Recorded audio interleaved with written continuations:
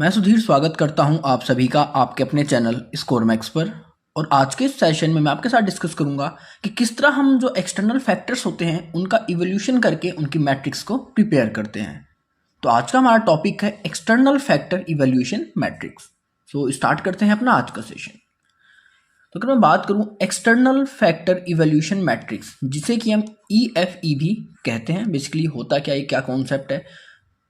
It is a strategic management tool used to access and summarize the key external factors pastel that impact an organization।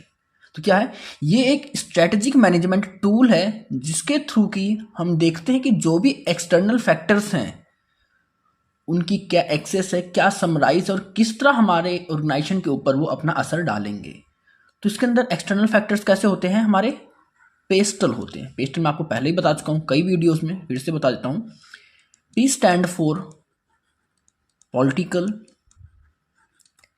E stand for economical, S stand for social, T stand for technology and E stand for environment and last L stand for legal. तो ये सारे वो external की factors होते हैं जो कि हमारे बिजनेस को, हमारे ऑर्गेनाइजेशंस को डायरेक्टली इम्पैक्ट करते हैं।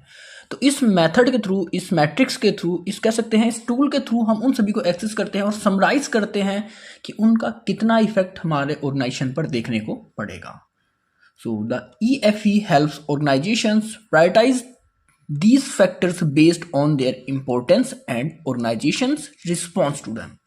अब ऑर्गेनाइजेशन क्या करेगा? इन सभी फैक्टर्स को एनालाइज करेगा, समराइज करेगा और फिर इनका एक लिस्ट प्रिपेयर कर लेगा कि कौन सा फैक्टर उस ऑर्गेनाइजेशन के लिए बहुत ज़्यादा इंपॉर्टेंट है।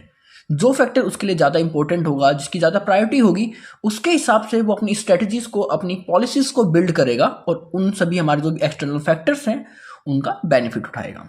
इस मैट्रिक्स को बनाने के लिए हमारे पास 5 स्टेप्स अवेलेबल होते हैं। उन 5 स्टेप्स को फॉलो करके हम इस मैट्रिक्स को प्रिपेयर करते हैं। तो सबसे पहले आपकी जो फर्स्ट स्टेज होती है या पहला स्टेप होता है कि लिस्ट की एक्सटर्नल फैक्टर्स। कि हमारे पास जो भी एक्सटर्नल फैक्टर्स होते हैं हमारे इन्वायरमेंट में, हमें उनकी लिस्ट प्रिपेयर करनी होती है। So after conducting a PESTLE analysis, the organisation identifies the key external factors that are critical in determining opportunities and threats। अब क्या करेगी ऑर्गेनाइजेशन? सबसे पहले तो पेस्टल एनालिसिस करेगी, मतलब political, economical, social, technological, environment और लीगल फैक्टर्स को एनालाइज करेगी, एसेस करेगी और समराइज करेगी। देखेगी कि उसके इन्वायरमेंट में ये कौन कौन से फैक्टर्स अवेलेबल हैं जो उसके बिजनेस के ऊपर इफेक्ट डालेंगे। अब इसके बाद वो देखेगी कि इन फैक्टर्स के अंदर, इनको एनालाइज करने के बाद उसे किन फैक्टर्स के अंदर अपॉर्चुनिटी और कहाँ पर थ्रेट्स शो कर रहे हैं जो उसके बिजनेस के लिए फेवरेबल और अनफेवरेबल है। These factors can range from 10 to 20 और more depending on the organisation's complexity. अब जो भी उसने एक्सटर्नल फैक्टर्स देखे हैं, इन सभी के अंदर से अपॉर्चुनिटीज, थ्रेट्स के जो भी कह सकते हैं, जो भी वेरिएबल्स होंगे, जो पॉइंट्स होंगे, उन सभी की एक डिटेल्ड लिस्ट बनाई जाती है। इसके अंदर आपके 10 से 20 फैक्टर्स इंक्लूड करे जाते हैं नॉर्मली। जैसे यहाँ पर मैंने आपको स्टेज 1 या इसे आप कह सकते हैं स्टेप 1। तो इन्होंने क्या कर रखा है? सबसे पहले अपॉर्चुनिटी की बात कर ली कि अब उनके पेस्टल इन्वायरमेंट में क्या क्या अपॉर्चुनिटीज अवेलेबल हैं और कौन कौन से थ्रेट्स अवेलेबल। अब अपॉर्चुनिटीज की अगर मैं बात कर रहा हूँ, यहाँ पर हम बात कर रहे हैं बेवरेज जो इंडस्ट्री है उनके परस्पेक्टिव से। तो सबसे पहले अपॉर्चुनिटी क्या है कि global market untapped by alcohol free beverage. क्योंकि अल्कोहल बेवरेज ने तो पूरी मार्केट को टैप कर रखा है, बट जो अल्कोहल फ्री बेवरेज है उसने अभी तक मार्केट को टैप नहीं करा। अपॉर्चुनिटी इनके लिए। इसी तरह increase demand by ban on use of alcohol beverage. अब जब अल्कोहलिक बेवरेज की बैन होएगा, उनके ऊपर जैसे रेस्ट्रिक्शंस लग जाएगा, तो उनकी डिमांड ग्रो होएगी, इंक्रीज होएगी। तो ये भी अपॉर्चुनिटी है। Growth of social media marketing. अब हम मार्केटिंग इजीली कर सकते हैं, तो ये भी एक अपॉर्चुनिटी है। Social pressure to reduce use of alcoholic beverage. कहीं ना कहीं जो हमारी अल्कोहलिक इंडस्ट्रीज हैं उनके ऊपर प्रेशर है कि वो उनके अंदर अपने जो भी अल्कोहलिक प्रोडक्ट हैं उनको कम से कम करें। And why the leader is discontinued alcoholic beverage market. और कहीं ना कहीं इन्हीं की वजह से हमारा जो एल्कोहलिक बेवरेज का कह सकते हैं जो ऑनर था, जो हमारा कह सकते हैं लीडर था उस इंडस्ट्री का, वो अपने आप को बंद करेगा। तो ये तो हमारी अपॉर्चुनिटीज़ हो गई। इसी तरह हमारे पास थ्रेट्स भी अवेलेबल होंगे कि लिमिटेड या limit against public use of alcohol, क्योंकि बहुत कम लोग हैं जो अल्कोहल नहीं यूज़ करते हैं, मोस्टली तो उसको यूज़ कर रहे हैं। Next, limit on purchase of alcohol increase competition. जैसे ही आपका प्रोडक्शन होगा अल्कोहल का, अगर कोई इंक्रीज कर देता है तो कहीं ना कहीं वो आपके ऊपर डायरेक्टली इम्पैक्ट करेगा, क्योंकि जब अल्कोहल का प्रोडक्शन बढ़ेगा तो मार्केटिंग कॉस्ट उसकी अपना कम हो जाएगी। इसी तरह आपका alcohol free beverage market concentration in another region of the nation. अब हो सकता है आप जहाँ पर हो वहाँ पर इस प्रोडक्ट की डिमांड ही ना हो, अल्कोहल फ्री जो आपकी डिमांड है वो दूसरे स्टेट में हो, दूसरे रीजन में हो जहाँ पर अभी आप एग्जिस्ट ही नहीं करते। या हो सकता है आपका जो मीडिया है वो एक्सपोजर बहुत ख़राब है, या गवर्नमेंट की रूल रेगुलेशन है वो आपके फेवर में नहीं है। मतलब सबसे पहले हमें पेस्टल इन्वायरमेंट को एनालाइज करना है। क्या करना है, हमारा जो भी पेस्टल इन्वायरमेंट है इसको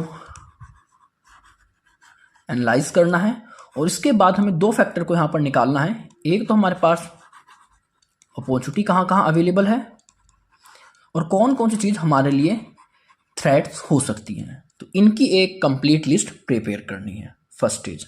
उसके बाद सेकंड पाते हैं कि assign weight to each factor. अब जितने भी हमारे पास फैक्टर्स थे हर फैक्टर को एक वेट प्रोवाइड करना है, असाइन करना है। So in this step each identified external factors is assign a weight ranging from 0.0 to 1.0 indicating its relative importance.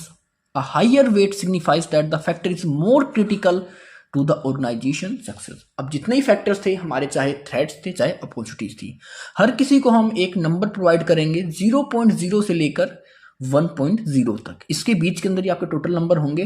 जो जितना हायर नंबर मिलेगा, जिसको जितना हायर नंबर असाइन किया जाएगा, मतलब वो उतना ही ज़्यादा इंपॉर्टेंस है, रेलिवेंस रखता है हमारे ऑर्गेनाइजेशन की सक्सेस के लिए। Weight are typically determined based on industry specific factors and can be established by comparing successful competitors or unsuccessfully one or through discussion with the organization. अब ये पॉइंट्स दिए कैसे जाते हैं, आप देखोगे कि आपका कॉम्पिटिटर उन फैक्टर्स का कैसे बेनिफिट उठा रहा है, या फिर अगर कोई मार्केट में कह सकते हैं अनसक्सेसफुल हो गया, फेलियर हो गया, तो उसने किन फैक्टर्स को इग्नोर किया। तो इन सभी चीज़ों को आप मार्केट को कंपेयर कर कर, अपने अदर कॉम्पिटिटर्स को कंपेयर कर कर, अपनी मार्केट ग्रोथ को कंपेयर कर कर, इन सभी फैक्टर्स को आप असाइन करते हैं। The sum of all assigned weight should be equal to 1.0 representing 100% of the organisations external environment. अब आपके पास जितने भी फैक्टर्स थे, चाहे आपके पास अपॉर्चुनिटी थी चाहे आपके पास थ्रेट्स थे, इन सभी के जो टोटलिंग होगी वो आपकी 1.0 होगी, जो कि रिप्रेजेंट करेगी आपके 100% एक्सटर्नल इन्वायरमेंट को। जैसे हमारे पास ये थी अपॉर्चुनिटीज और हमारे पास अवेलेबल थे थ्रेट्स। अब हम इनकी वेटेज देंगे। वेटेज कितनी होगी, 0.0 से 1.0। तो जिससे हमने देख लिया global market untapped by alcohol free beverage, इसको हमने दे दिया 0.15। इसी तरह हमने दूसरे को 0.05, थर्ड को भी 0.05, फोर्थ को 0.15, हमने फिफ्थ को 1.0 मतलब 0.10। ये तो हमारी होगी सारी अपॉर्चुनिटीज। इसी तरह हमने थ्रेट्स को भी यहाँ पर एक मार्क्स असाइन कर दिया है, लाइक आपका 0.10, 0.05, 0.05, 0.10, 0.20।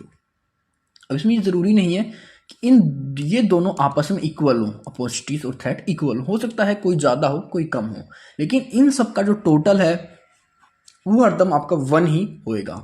1 रिप्रेजेंट टू 100% एक्सटर्नल इन्वायरमेंट, ये 1 से कभी भी ज़्यादा नहीं हो सकता।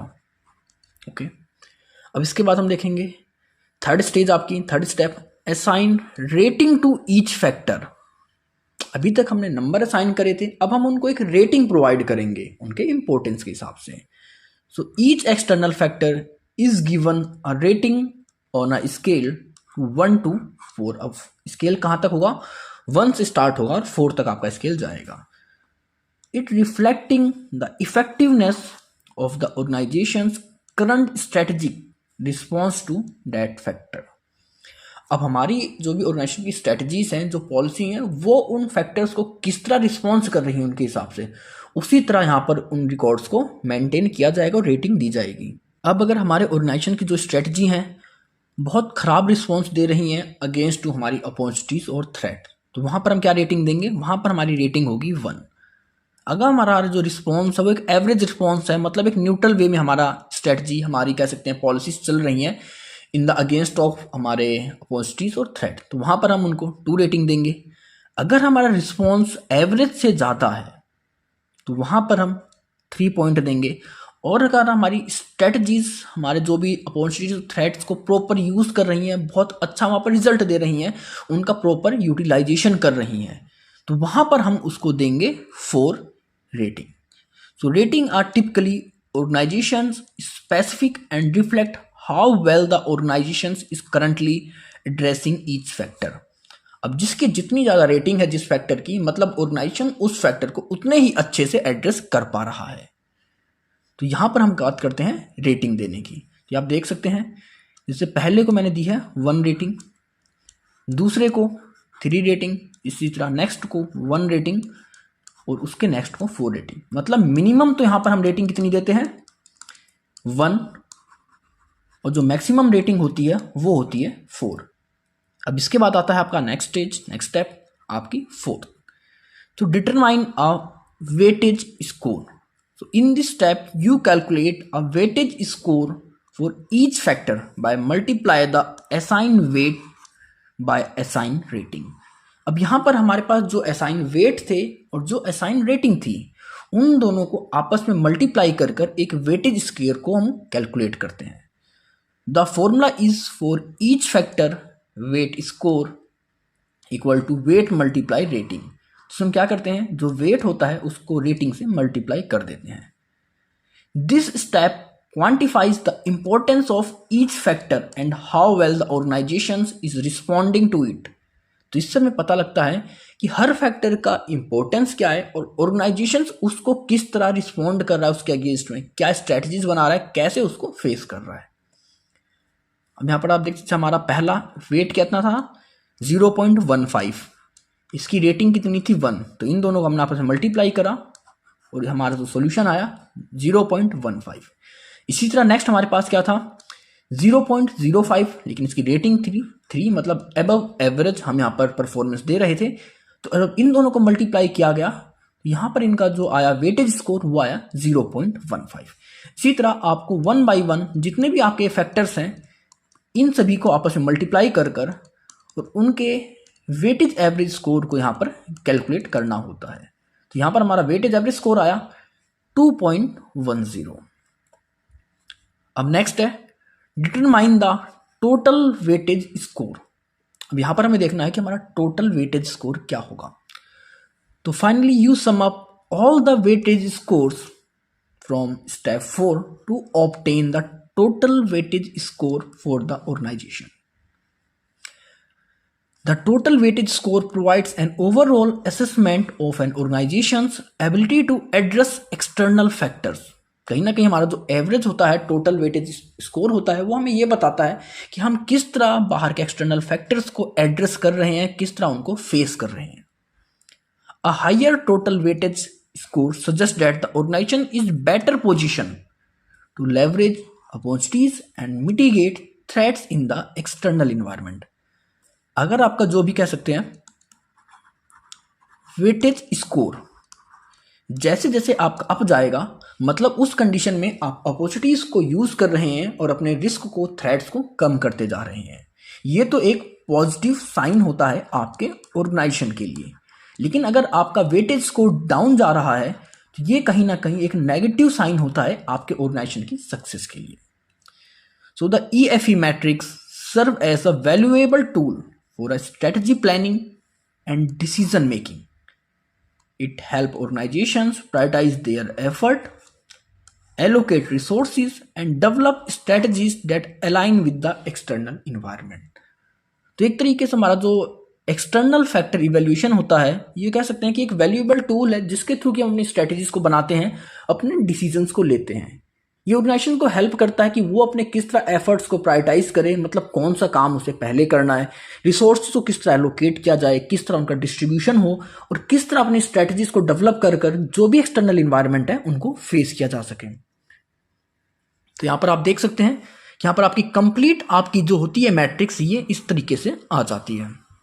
तो सबसे पहले यहाँ पर आपने क्या करा, अपनी अपॉर्चुनिटीज और थ्रेट को मेंशन किया, उसके बाद आप उनको वेटेज असाइन कर देते हैं, उसके बाद आप एक रेटिंग दे देते हैं, और लास्ट स्टेज क्या होती है आपकी, आप उन सभी की टोटल कर देते हैं। और ये टोटल जैसे ही आपकी ऊपर जाती रहेगी, इंक्रीज होती रहेगी, आपके लिए पॉजिटिव साइन है, और अगर ये डिक्रीज हो रही है तो ये आपके लिए एक नेगेटिव साइन है। सो आई होप आपको ये सारे पॉइंट्स क्लियर हो गए होंगे। अगर आपको कोई इशू है, कोई डाउट है, तो आप कमेंट सेक्शन में कमेंट कर मुझसे पूछ सकते हैं, और अब आप मुझे मेरे इंस्टाग्राम और टेलीग्राम पर भी फॉलो कर सकते हैं। तो ऐसी और वीडियोस, ऐसे और टॉपिक्स के लिए stay tune, stay connected with score max.